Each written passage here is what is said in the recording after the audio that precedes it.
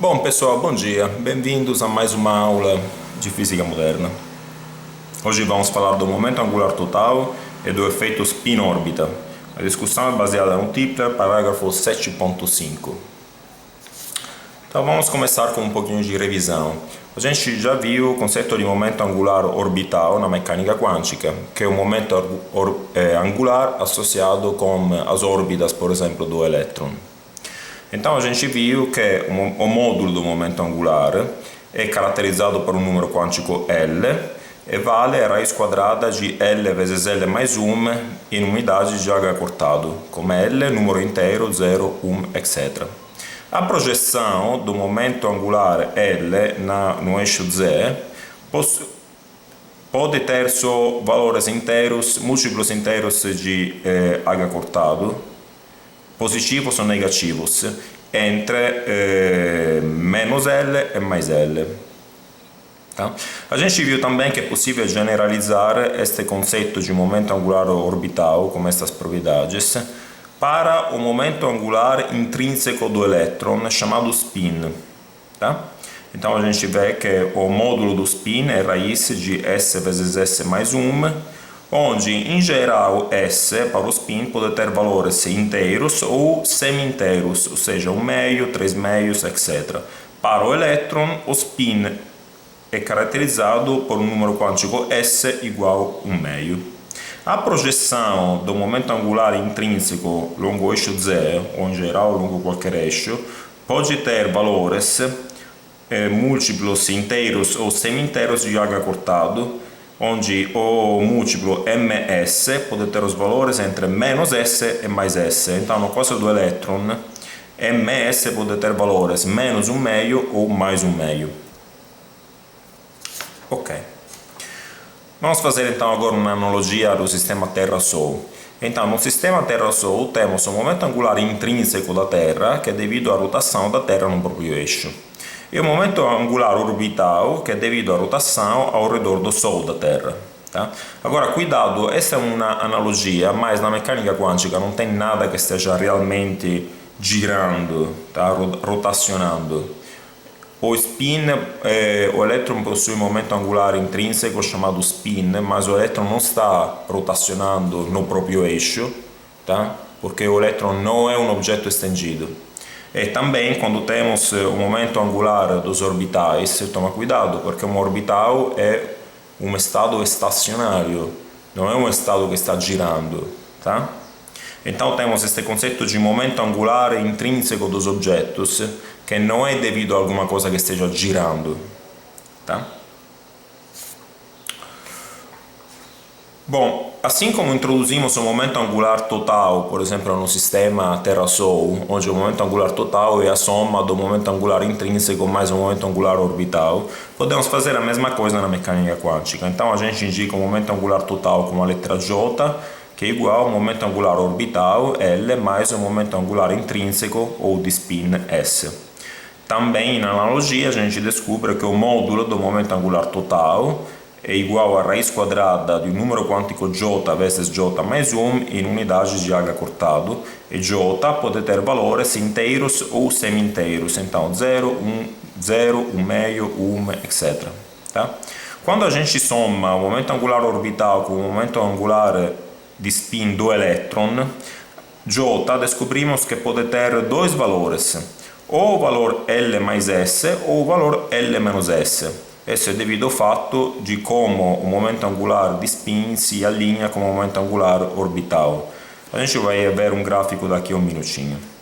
Para a projeção no eixo Z do momento angular total, também essa pode ser escrita como múltiplo inteiro ou semi-inteiro de H cortado, onde este múltiplo pode ter o valor menos J mais 1, etc. até J. Então vamos justificar esta relação do fatto che J pode ter os valores L mais S ou L menos, módulo di L menos S, quando estamos considerando o momento angular total de um elétron.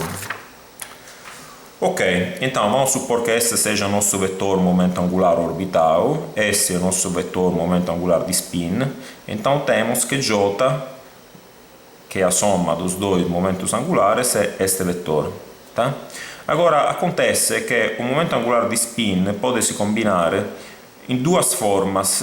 Então, vamos ter dois possíveis valores para J. Isso é mais visível melhor aqui. Então, vamos supor que o elétron tem momento angular orbital L igual a 1 e momento angular de spin 1 meio. Tá? Isso significa o quê? Que, por exemplo, no primeiro caso, podemos somar o momento angular orbital com o momento angular de spin se formam alinhados desta forma.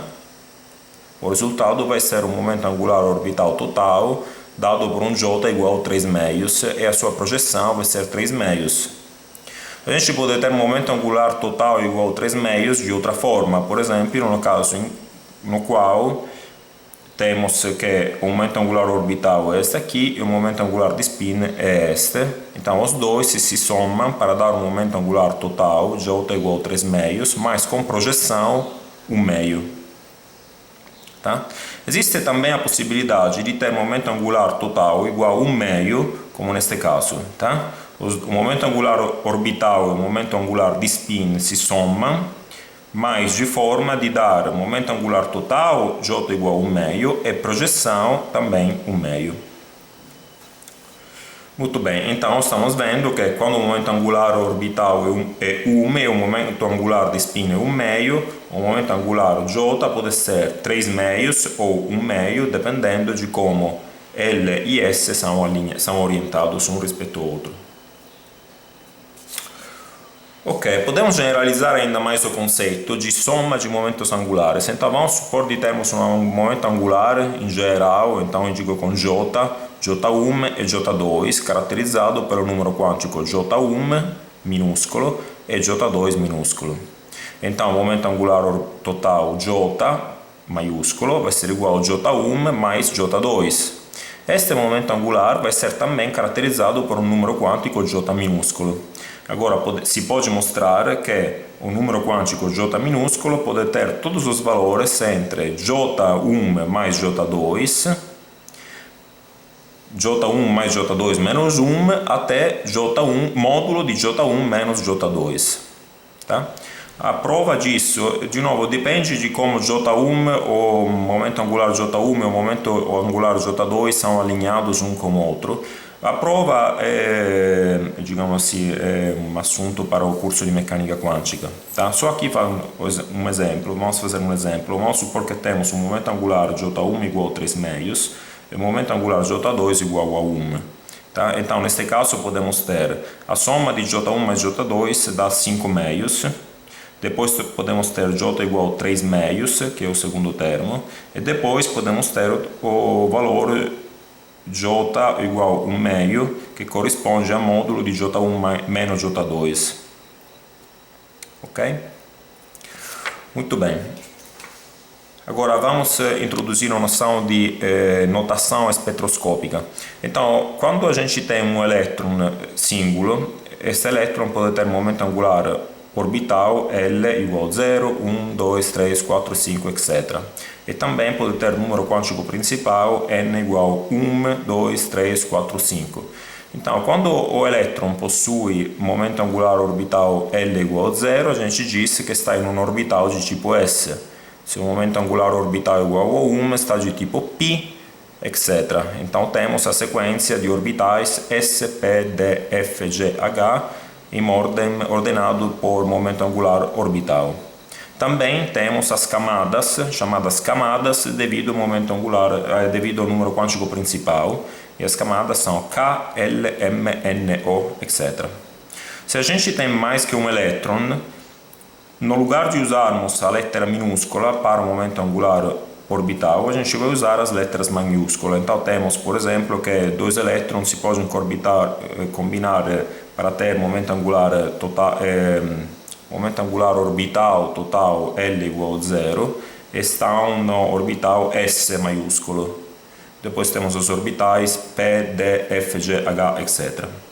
Então, em geral, os estados eletrônicos são descritos com o número N, que é o número quântico principal. Depois temos a letra do orbital, então, que deve ser S, P, D, F, G, H, etc. acima à esquerda da letra colocamos 2s mais 1, que são onde s é o valor do spin, da configuração do elétron.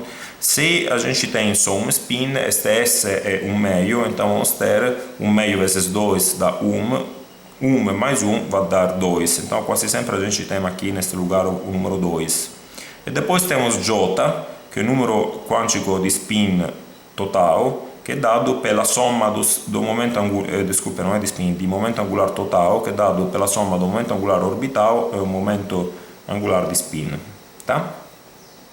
Então vamos supor que temos n igual a 1, L igual a 0 e spin 1 meio. Este aqui é o estado fundamental do átomo de hidrogênio e se escreve como 1, porque n igual a 1, 2, porque aqui temos os estados de spin, temos dois spin, que podem ter spin para cima ou spin para baixo, tá? Porque o spin é 1 meio. E depois temos o orbital S, na verdade este S deveria ser S minúsculo, tá?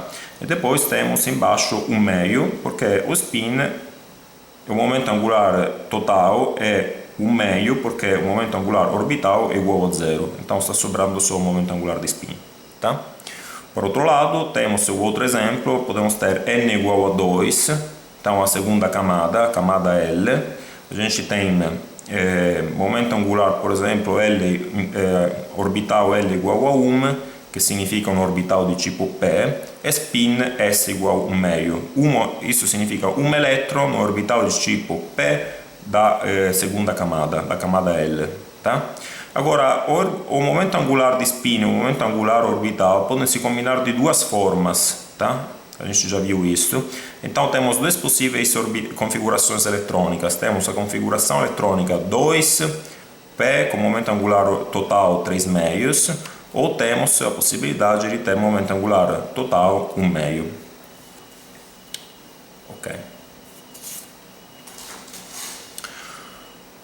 Ok, então até agora a gente descreveu um elétron no campo che si sta muovendo no campo elettrico do nucleo. Agora, a gente viu que este elétron si colloca in un orbital, este orbital possui un momento angular, tá? E também este momento angular, digamos assim, este orbital com momento angular gera um campo magnético de tipo orbital.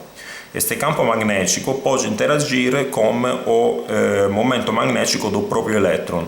Então temos uma interação entre o momento magnético do próprio elétron, tá? E o campo magnético produzido pelo próprio orbital do elétron. Este acoplamento si chama acoplamento spin-órbita, tá? E podemos calcular a energia deste acoplamento de spin-órbita. A energia U de um momento magnético μ in un campo magnetico B è dato por meno este produto escalar, tá? Che podemos scrivere come meno, suppondo che o campo magnetico B seja orientado no eixo Z, vamos discutir disso daqui um minutinho, isso pode ser escrito como meno μz, que é a projeção Z do momento magnético, vezes B, o campo magnético. Agora, acontece que o campo magnético é paralelo ao momento angular orbital do orbital. Isso eu vou justificar daqui um minutinho, tá? Na próxima slide. E depois temos que o momento magnético μz é antiparalelo ao spin S. Por que antiparalelo? Porque a gente viu que o elétron tem carga negativa, tá?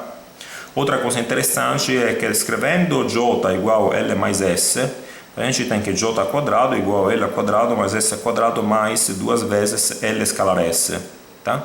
Então podemos escrever que L escalar S é proporcional a 1 meio J quadrado menos L quadrado menos S ao quadrado, tá? Agora, este L escalar S exatamente surge olhando que aqui temos alguma coisa que é proporcional a S, este é o momento magnético, e aqui temos o momento magnético orbital, que vamos ver que é proporcional a L, tá? Então a energia do acoplamento spin-órbita é proporcional a L escalar S. Vamos justificar o fatto che o momento magnético é paralelo, produzido pelo orbital, é paralelo ao momento angular do orbital. Então isso pode ser feito com a seguinte figura, tá? Então vamos supor que temos o nosso elétron que esteja girando, tá? Ao redor do núcleo, que é o próton, tá? Muito bem, isso significa que o momento angular é para cima, né? Está girando dessa forma. Agora, se a gente se coloca no referencial do elétron, não é um referencial inercial, mas tudo bem, tá? Se a gente se coloca no referencial do elétron, a gente vê o quê? A gente vê que é o próton que está girando nos arredores do elétron. Então, no elétron, no ponto do elétron, o elétron está vendo o campo magnetico gerado pelo próton que está girando em volta dele. E sua direção é para cima. Então, vocês estão vendo que o momento angular do elétron e o campo magnetico que ele próprio está sentindo, tá? São paralelos. Então, temos a seguinte situação. Se a gente estuda a energia do elétron no campo elétrico do núcleo de tipo coulombiano, a gente viu que temos o estado 1s e o estado 1p. Tá? Mas se a gente adiciona esta variação de energia devido ao acoplamento entre spin e órbita, a gente vê na verdade que este estado 2p, na verdade, existem dois estados com uma energia um pouquinho diferente. Existe o estado 2p 1 meio, que é no caso que acontece o quê? Acontece que o campo magnético é para cima, isso significa que o momento angular é para cima e o spin é para baixo. Então, se o momento angular é para cima e o spin orbital, se o momento angular orbital é para cima e o spin é para baixo, tá?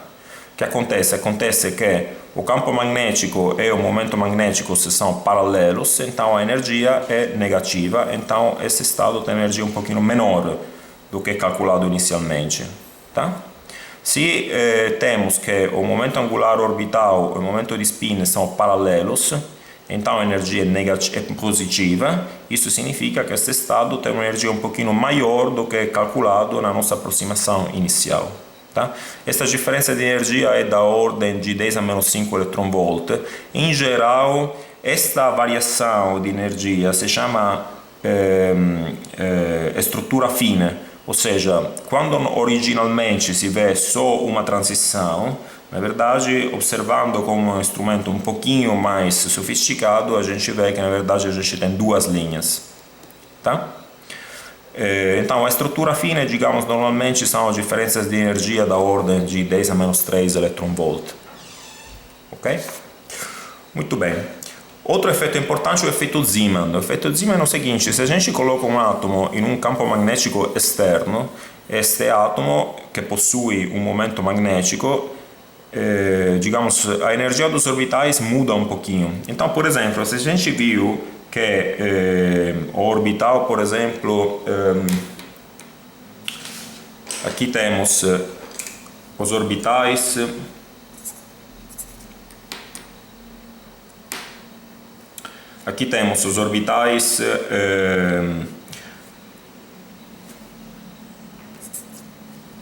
temos os orbitais, por exemplo, 2p, e a gente viu que devido ao efeito spin-órbita a gente tem um orbital 2p 3 meios que tem energia um pouquinho superior ao orbital 2p 1 meio, tá?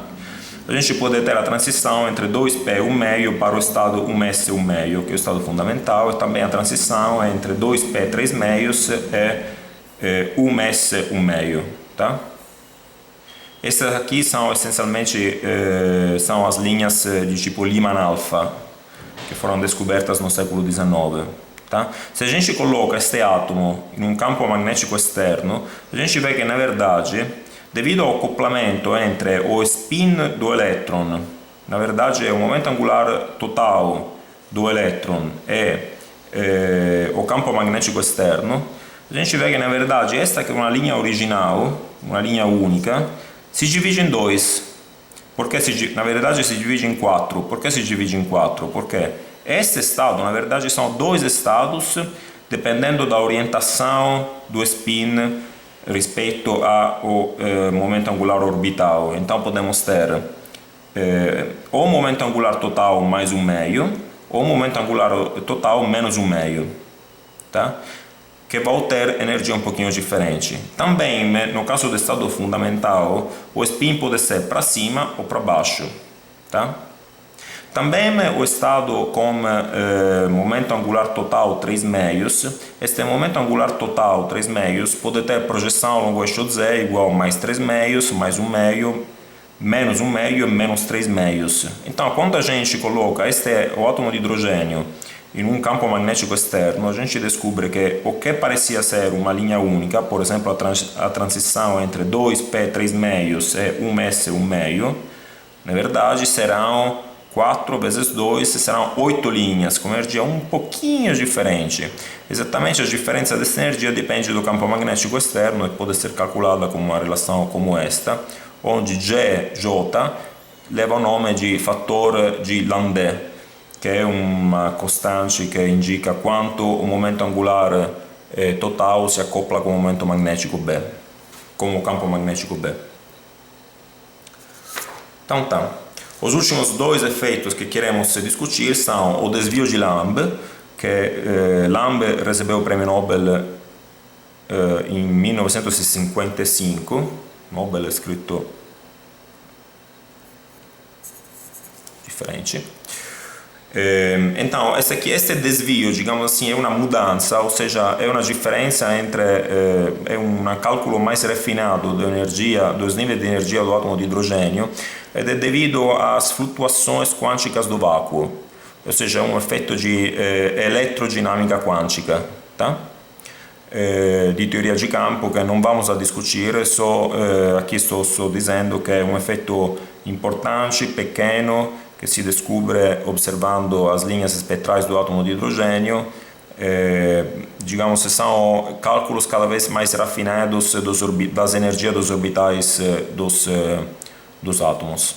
Outra questão interessante é a estrutura hiperfina, que, de novo, é uma mudança no cálculo da energia devido à interação entre o spin do núcleo, tá? E o spin do elétron. Então a gente tem a seguinte visão. Se a gente considera simplesmente um elétron no campo coulombiano do núcleo, a gente viu que a energia é considerada unicamente é descrita unicamente pelo número quântico principal n. Então a gente aqui tem os estados com n igual a 1 e o estado com n igual a 2. Aí a gente introduziu o acoplamento spin-órbita. E a gente viu que esse estado n igual a 1, na verdade, se separa em dois, por exemplo, se este aqui se separa em dois, onde temos 2p 3 meios e 2p 1 meio. O estado 2p 1 meio possui a mesma energia do estado 2s 1 meio, tá? Porque o acoplamento spin-órbita não distingue esses dois estados, tá? Aí o que acontece? Se a gente considera também as flutuações de mecânica quântica do vácuo, a gente descobre que, na verdade, esses dois estados possuem uma energia um tiquinho diferente. Esse aqui não é um desenho em escala, tá? É um desenho muito pequeno. Então a gente descobre, por exemplo, que existe uma pequena diferença, tá, de energia entre o estado 2p 1 meio e o estado 2s 1 meio. Tá? Então o que acontece? Acontece, por exemplo, que um elétron que se encontra no estado 2s 1 meio, ele não poderia decair direto para o estado fundamental porque pela regra de seleção, mas pode ter a transição para o estado 2p 1 meio, emitindo um fóton com energia, digamos, na banda das microondas, tá? E depois este elétron daqui pode decair para o estado fundamental. Então a gente diz que esse estado é um estado metastável.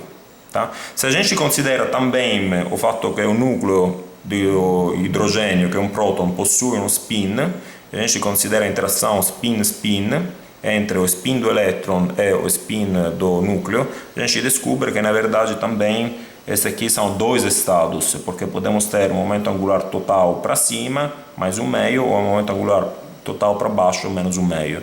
Então aqui temos dois estados. Então cada um desses estados pode decair para cada um deste.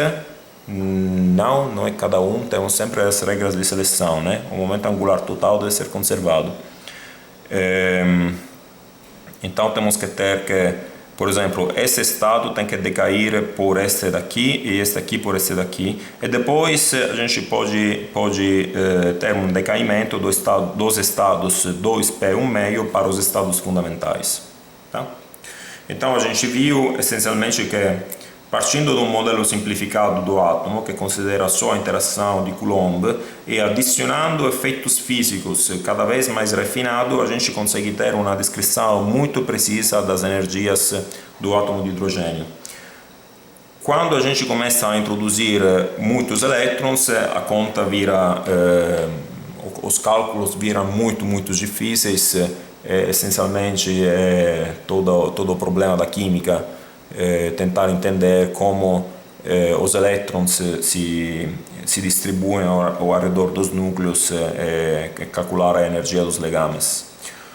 Ok, terminamos aqui.